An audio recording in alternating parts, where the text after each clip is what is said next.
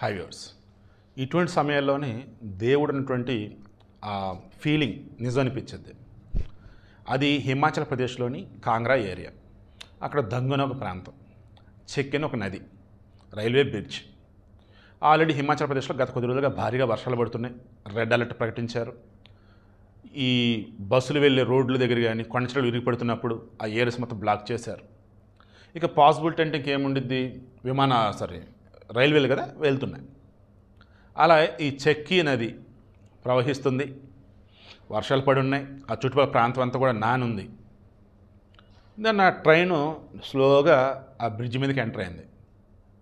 ఈ కాంగ్రా ఏరియా తంగు ప్రాంతం.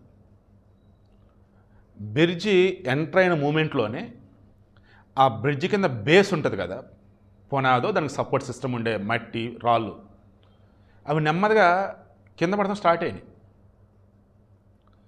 అసలు ఏంలా ఇంకా మాత్రం అదంతా కానీ లూజ్ అయిపోయి పడితే ఆ బ్రిడ్జి కింద సపోర్ట్ లేక కూలిపోయింది బ్రిడ్జి.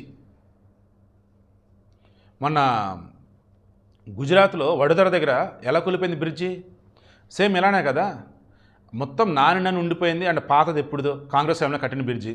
వీళ్ళు ఇప్పుడు కొత్త టెండర్ పిలిచారు, బ్రిడ్జ్ ఇంకా స్టార్ట్ చేయలేదు. ఈలోపు వచ్చేసి ఈ పాత దాని మీద రిపేర్ చేయకుండా వదిలేశారు. దాంతో ఒకసారి కూలిపోయింది కదా, కింద పడిపోయారు అంతా. ఎంత 9 మంది 10 మంది చనిపోయారు. అసలు ఇప్పుడు పెను ప్రమాదం. అసలు ఆ రైళ్లల్లో ఉన్నటు వాళ్ళలో ఎంతమంది బతికోలు ఎంతమంది చనిపోయారు కూడా ఊహకు అందటం నాకైతే. వెనకాల అటాచ్ చేసిన వీడియో అదే.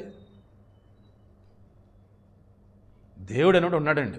రైలు అంతా వెళ్ళిపోయింది. దెబ్బకి అటు ఇటు మొత్తం రాకపోకలు ఆపేశారు. ఆ బేస్ అనేది అసలు ఎక్కడ కూలిపోయింది మొత్తం చూస్తున్నారు ఇప్పుడు. నాకైతే బాబోయ్ అది కూలిపోయిందని అనుకున్నా, చాలామంది కూలిపోయిందని వార్త ఇచ్చారు. బ్రిడ్జ్ కూలిపోలే, ఆ బ్రిడ్జ్ కొందిన బేస్ రిమైనింగ్ మరికొన్ని వచ్చేసి పడిపోయినాయి అనమాట నీళ్ళల్లో, నదిలో. రైలు అయితే క్షేమంగా బయటకు వచ్చేసింది, అంతా క్షేమంగా ఉన్నారు. నేను ఏమన్నది ఏంటంటే, వర్షాలు పడుతున్నాయి, ఇటువంటి ప్రాంతాల్లో ప్రయాణం చేయాల్సి వచ్చింది అనుకుందాం, మ్యాక్సిమం ప్రయాణాలు ఆపుకోండి, ఎమర్జెన్సీ అయితేనే వెళ్ళండి.